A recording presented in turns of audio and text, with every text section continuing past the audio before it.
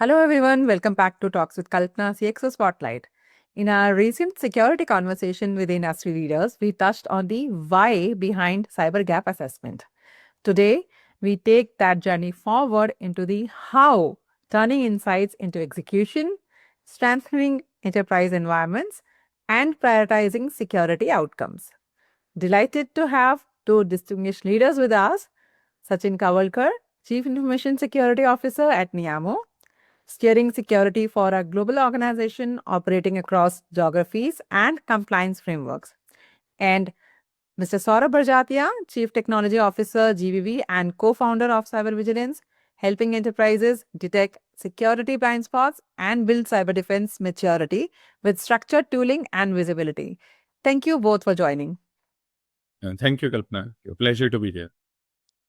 So, Sachin, let's warm up with something light.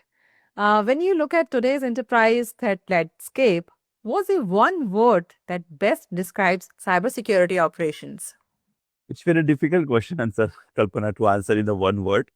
But yes, I guess since the technologies are growing rapidly, digitalization is happening across, AI is coming in, the Gen AI probably playing a very important role in a crucial role in placing the cyber security. I guess the use of advanced tools and technology along with the skill set and awareness, if the combination of both, if it is layered across, probably we will be able to achieve the goals and objectives what we have defined for. Interesting. That sets a perfect context. Okay, let's take this deeper. Saurabh, same question for you. One word and why? Kalpana, if I have to define cybersecurity with one word, I will go with backups because that's the last line of defense. In case of a very advanced adversary, very technically, sophisticated attack, it's at least good to have some backup so that we can, come back on our feet and restore to the previous state. Okay, so that's a great start. So, such an enterprise teams often identify gaps but struggle to close them quickly. From your experience leading global security, what slows execution? Now, it's very interesting and important question because every organization they try their best to make sure that yes, they are always compliant, but some of them succeed 100%, some of they won't. Now, the only area which I feel which is lagging in most of the organization is the 360-degree overview about or the scope and the boundaries of their organization. A lot of times when we feel that okay, cybersecurity, ransomware, incident issues, attacks, hackers, everything which has happened, and there is a potential data breach which has happened because of cyber incidents, probably there is some area where which has not been looked into. And why it has not been looked into? Is it like something which the internal team or the tools or the technology failed to do so? Or maybe because of the visibility that what are their spectrums and the scope and vulnerabilities. Now, a lot of the time, there are a lot of thousands of APIs and the connectors which are connecting to environment. Do we have the list and inventory of all those connectors which are coming inside? The second one is lot of time you have the dependency on your third parties, where your network is getting shared or connected to the third party, and via third party, there is a possibility of the issue which is coming inside. So the third parties like the adherence to the controls and the compliances. Now, when I say, because I typically follow that if any organization, if they follow very structured religious approach to any compliance, 90% of the things are taken care because the standards and the structures are built in a such a way that they span across all the domains and all the areas, whether it's a human resource in terms of awareness, training, coaching, skill set, whether in terms of network security, legal regulatory requirements, or physical security and the boundaries, or your access to your environment, or maybe a complex cloud environment as well, or the application security environment. So any standard, adherence to any standard, it will help that to identify closer or maybe more in depth the vulnerabilities or the gaps in your environment. So I guess there is a dependency on your assetization scope boundaries, depending upon your third parties, asset list, or maybe a list of comprehensive connectors which are coming inside, wherein the malware or maybe a ransomware or the injection may come inside your environment. and the religious adherence to your standards and the compliances. Lot of organizations, they do follow a lot of ISO standard, multiple. There are now thousands of standards built across all the domains. How much you are enabled or you are assuring those compliances and the adherences. And the last and the important will be a continuous repeat adherence and the measurement of that. Typically in ISO 27001, and that is what I like the most. They call it, always call it as a PDCA, plan, do, check, act. Keep on doing it. Plan, do, check, act, plan, do, check, act. It is something like you are mugging up something, and someday, even if it's a complex mathematical problem, you will be able to solve that.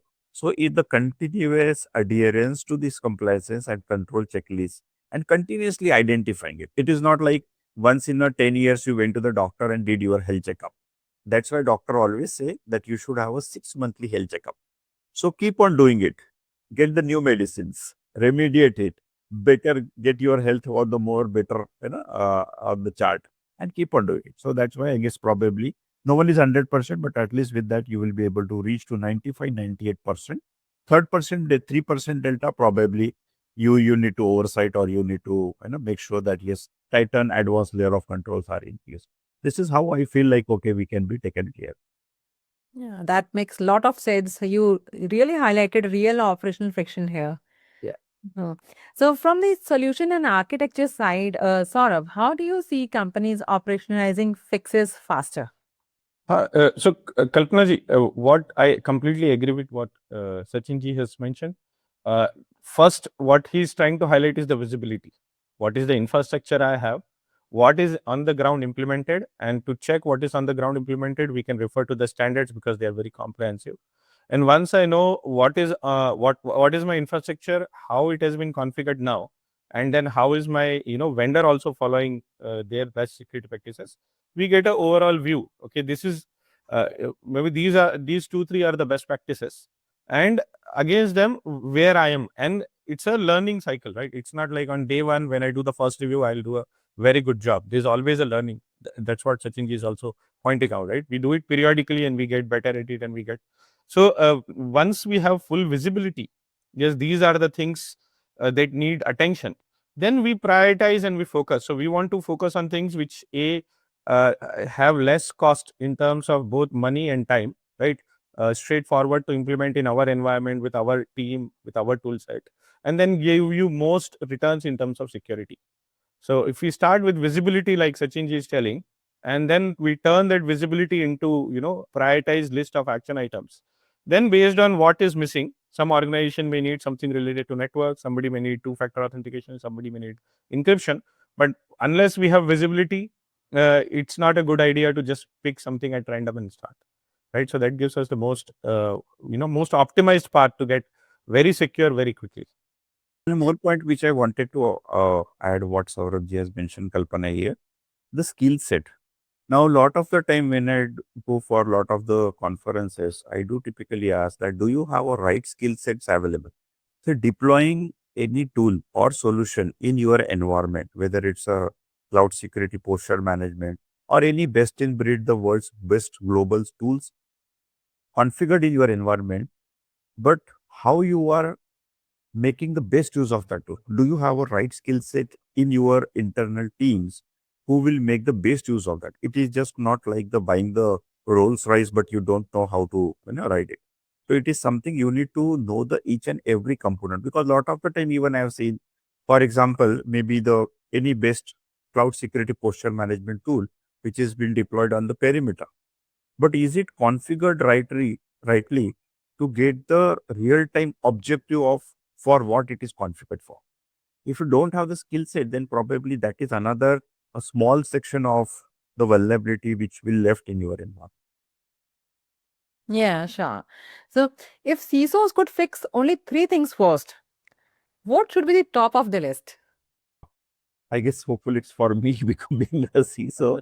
I guess the first and foremost is, as I am keep on saying, the visibility of about your environment. That what is your scope of your environment? Because when I say the chief information security officer, so what is the information and that to the crown jewels of your organization? be it like your application, your database, your third parties, your internal, your outside, your even if sometimes it's even a paper-based information, depending upon the type of the business which you do. A lot of the banks still they are doing the KYCs on the paper. Now, that is also one of the important area which needs to be looked into. So first is the visibility. The second one is what are the internal your assets and the external assets. When I say external assets, means the third parties, dependencies, your cloud, your hosting, everything that need to be looked into. And the third important is what are the various technologies which you have deployed to measure those. Now, probably for the third party, how robust is your third party security, risk management, the tools or your processes to make sure that yes, your third parties are compliant. For internal environment, what are the tools which you have deployed? For example, like for the endpoint, maybe you have EDR, XDR, MDR, whatever, SIAM, then the cloud security posture management, the ZTNA, all those things, how you are deployed. And then the integration of those tools to make sure that you are getting a single consolidated dashboard. Now, a lot of the tools which are deployed in the environment, but sometimes we fail to get the real-time outcome of it because it is so complex. We only read one primary tool, but other tools probably they are not integrated. We miss to or we fail to read those the vulnerabilities, and that may lead a small vulnerability may lead to a major incident as well. So you should have the visibility on that area, and then I guess continuously getting those advisories. I guess probably you need to any CISO he need to be make sure that yes he is always updated with the real time advisories that what is happening in the outside world. What are the new vulnerabilities on the day when you start your working? If you are not aware, probably then because lot of the patches, lot of the advisories, lot of things which comes, probably it will help and safeguard you. And the third important is the in-depth assessment of all the layers. You have to make sure that you are doing the in-depth assessment. Typically in my organization, I made sure because being we are the largest global payroll organization, it's very sensitive business. We made sure that we have the multiple vendors deployed. Sometime maybe the vendor, he has not configured or fine-tuned their engines to identify those gaps. It is something like you are going to a doctor and then trying to measure your sugar level or the blood pressure level. The devices itself are outdated or they are not calibrated properly. So if that is the problem, then you need to have a secondary doctor. And that is how if you see lot of the times now in the real-time world, people do prefer a second opinion of a doctor. So do you have for at least for a critical assets, do you have a secondary vendors who can identify and then you can make sure that or you can differentiate the reports. At least you will understand that yes, you are in the right zone of security. So these are the areas I guess as a CISO need to be taken care. Yeah, so I think this is the gold mine you have given to the practitioners. Okay, so it was a great clarity. Let me bring in Saurabh also. So, Saurabh, where do you see maximum ROI with the minimum in effort? In terms of the take Sachin has given. Kalpna, I completely concur with Sachin. So, what he's mentioning is, we should have a visibility of the tools that we have. The tools, we need right tool for the right job. I'll give you one example. There are a lot of endpoint security. Just to make themselves more competitive, they will show data leak prevention as a feature. But data leak prevention requires separate set of tools. A normal endpoint security, which is like let's say next-gen antivirus or XDR, is not typically very good at data leak prevention. But they will show it as a feature. There will be a tick mark. So we have to know, okay, what tool is good for what purposes. So that's the first part. Then we need to be in depth in the technology. What I and Sachinji, I think we regularly encounter is a new product is purchased or a new tool is deployed, but it's just done a cursory, next kind of deployment. What is in my organization? What are other things in my organization? What is my goal? Why I even purchased it? Is that tool meeting it? So that requires a review of the output. So each tool will have some kind of dashboard, executive reports, detailed reports. At least when it is being deployed newly, there has to be a constant review whether the tool is performing the way I want, and then keep tuning it till we achieve a desired outcome. And then, of course, as part of periodic review, if further changes are required every quarter or every 6 months, that will happen. And then external view, right? Now, no single team will know everything. So I may be very good at network, but maybe I'm not so good at operating systems. If I'm good at operating system, maybe I don't know cloud so well. And even if I engage one external vendor, he might notice 2 points, he might miss out on something else. So if we have separate set of eyes, that's how that open source also gets developed. Too many people, too many eyes, at least somebody will spot some problem. So if we keep having external audits, third party audits, independent audits by different auditors, over time somebody will bring in something new to the table which hasn't happened before, and maybe we'll find some gap and fix. So it's a combination of getting the correct tool, correct technology, and then having the in-depth knowledge. If I have to pick specifically based on what we see on the ground, we have seen gaps on antivirus. There are legacy antivirus which work based on signature. They are not good at all anymore. If there are modern antivirus which work based on indicators of compromise. Is this process going and trying touching too many files? Is this process trying to hide itself? Is this process going and registering itself as a startup? Based on those indicators of compromise, a machine or an executable can be treated as virus or not virus. That I have seen customers who have gone for the most modern antivirus, next generation antivirus. They are not getting as much impacted by ransomware and things like that compared to those who are still on legacy antivirus, signature based, machine getting slow. So first thing will be the endpoint security, because attacker gets in through a non-technical person. I haven't seen organizations getting compromised because something wrong was done by an IT team. While we do VAPT, we do firewall rules. Most of the time, it's a phishing mail which has gone to a legal expert or an accounts person. They click on a link or they run a file or they reply to a mail, and then the compromise starts. So decent endpoint security is the first thing. Second, same on endpoint level, a security awareness. We have to keep training our people. We have to do more phishing campaigns. We have to tell them, don't click on this. Always check with IT team. Don't send passwords like this. Don't keep passwords here. Don't reply to such emails. Right. So general security awareness. And third gap, which I see, is almost everybody now fortunately has firewalls, but they are not deployed properly. I don't see SSL decryption being done. I don't see network segmentation being done. We don't see directional rules. For example, I want my machine to be able to contact printer. I should be able to take a print, but printer should not initiate connection to my machine, right? So I should be able to take print out. I should be able to connect to maybe a CCTV camera. I should be able to connect to some other device, but those devices don't need to connect to my machine. And when we practically go and check the firewall settings, unfortunately, majority of the places we don't find those practices in place. So device is already there, cost is already incurred, licenses are already there. It's just that if it is deployed very technically, organization can benefit a lot. So to sum up, basically endpoint security facets as well as the firewall is where I see every organization can start and get a huge benefit with very less initial investment in terms of time and cost. Yeah, thanks for the insights, Saurabh. So, when it comes to endpoint security, Neeyamo operates globally. When work from home, distributed teams, varied compliance laws. So, what's your approach, Sachin, to securing endpoints at scale? See, first thing is like we have a very standard uh, process. We are the process driven organization and we believe in the processes. No matter it's a security, quality, or privacy, and we have almost uh, 10 to 11 certification we possess to make sure that yes, nothing has been missed in any of the area. Now, when we talk about the endpoints, because that is something where you have a user access in the system, and there is a multiple possibility of a data breach, data leakage, everything.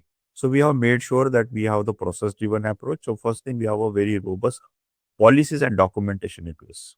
Second thing is the enforcement of those documentation or adherence to those processes.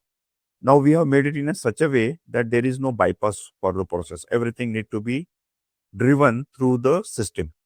So now when we say system, for example, if someone need a remote access or a VPN access, it has to come through a system. So there is a proper ticketing system.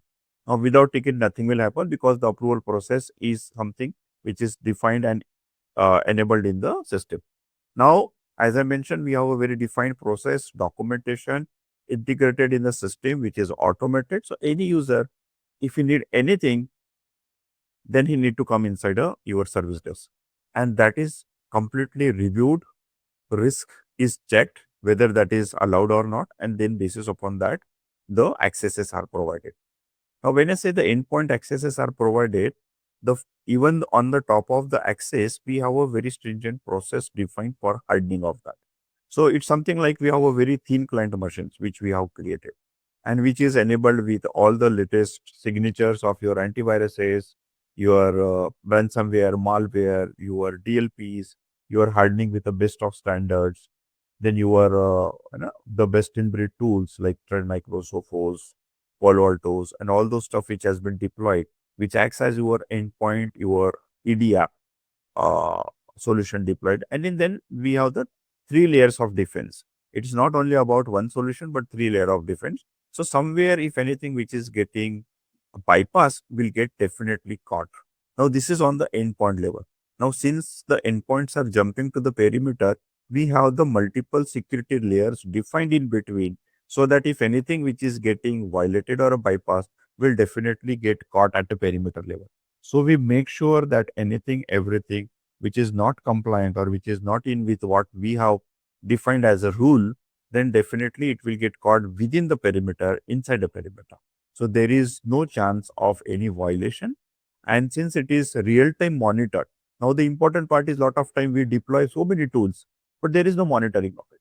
So we have to make sure, even if it's a DLP, now there is a violation of a DLP, that alert is getting popped up somewhere, but who is monitoring? So somewhere you need to have the real-time and the sensible monitoring solutions deployed, or the configuration has to be made in a such a way that it is really in a plain text visible to the security guy, and he should immediately take action on that part. So deployment, enforcement, and then the monitoring on the real time, so that it is always within your environment. Nothing is crossing your boundaries, and then you can safeguard yourself from violation of any data, breaches, incidents, and anything which is getting outside. So multiple security approaches is important. Yeah. So, does it mean that too many tools and there's a too little integration? It's not like, because sometimes you really need to that, because now when we say EDR, XDR, MDR, SOAR, or your DLP, or your next gen firewalls, or even antivirus as well, every tool, they have their defined outcome. They have their defined objective. Now, when I say the antivirus, they have their defined objective. Now, most of the companies or few companies, they say that, okay, I have the antivirus, which will take care of your EDR, some section of your file monitoring, some section of DLP. But no, because that tool is not even meant for that. So we need to have a dedicated tool defined for that particular rule. So it is not something that, okay, there are multiple tools, because sometimes we really need the combination of tools to make sure that every tool defined for their objective are playing their role, giving the right outcome, and then that outcome is getting passed on to the next tool. And that is how this layer will approach. For example, my desktop or the systems are hardened thoroughly. That is something, the first layer of your defense. Second one is your deployed tools. If the endpoint itself is not configured properly, then I don't think so your DLP will even work the way it has to be. So the layered security, connected security approach will definitely help, so that even if it is hopping between 1 to 2 seconds, if there is a violation, it will get caught. Between second to third, there is a violation, it will get caught. To make sure that at every layer, the scrutiny is getting done, the checks has been performed, and then at the final layer, when you are crossing your boundaries, it's a very clear what the message has to go. Yeah. So let's take another layer of, the same as we are discussing about consolidations and integrations. So how can enterprises, according to you, reduce noise and build a one view of security? Now, this is little complex, because now a lot of the companies, they have multiple solutions deployed. So what I always feel like, when you are onboarding any vendor, a technology vendor, a security solutions or a security vendor, you have to be very thorough when you are doing the POC at the time of your proof of concept with your existing environment. because your environment is already settled. You have everything which has been already placed in your environment. You cannot change for a vendor. So now you need to select, and multiple vendors are available. So right selection of a vendor is again plays a very important role. So you have to make sure that the vendor which you are selecting at the time of your proof of concept, you are checking every area of that particular tool, whether the tool is able to talk with every component of your organization, whether the message has been getting transferred to the every tool or the other tools which are there, and then the integration of tools in the real time basis, and then the meaningful text outcome, a readable outcome of the tool is something which will help uh, in terms of your security, a single console dashboard. Lot of times what we typically do, that there is a uh, efforts or the resource which are getting wasted reading multiple dashboards. Now, if you are able to place those dashboards in a single console, and then you are getting the meaningful outcome, then I guess your job is very easy. And you don't have nowadays lot of resources to go and check every, like for desktop, you have a single resource, then firewall, you have a different resource, then for antivirus, you have different resource. So internally, what we need to do, maybe with the help of new AI, agentic AI, if you can collaborate all this tool in a single console and then get the meaningful outcome, then you have the complete 360-degree visibility that in which area, which layer you are somewhere falling short, and that need to be taken care, the high risk areas. Yeah, absolutely. So, one ransomware breach can nullify years of security work.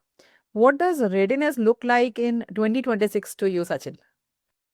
Uh, Now, complex environment, digitalization, a lot of customer demands, lot of new regulations coming in. But I feel like, okay, as we started with a note that right selection of tools which are suitable for your environment. It should not be just like a short-term investment. Any investment, it has to be long-term, because only after the long term you will be able to gain the desired outcome of what you have been sold. So it is not like a fruit which you can get in a overnight. So you have to make sure that you have the right investment with the right tools and technology, right selection of the vendor suitable for your environment, the scoping of your environment. So this is what a very ground layer. On the top of it, if you can build the multiple standards and certification, that will help you to penetrate into each and every control.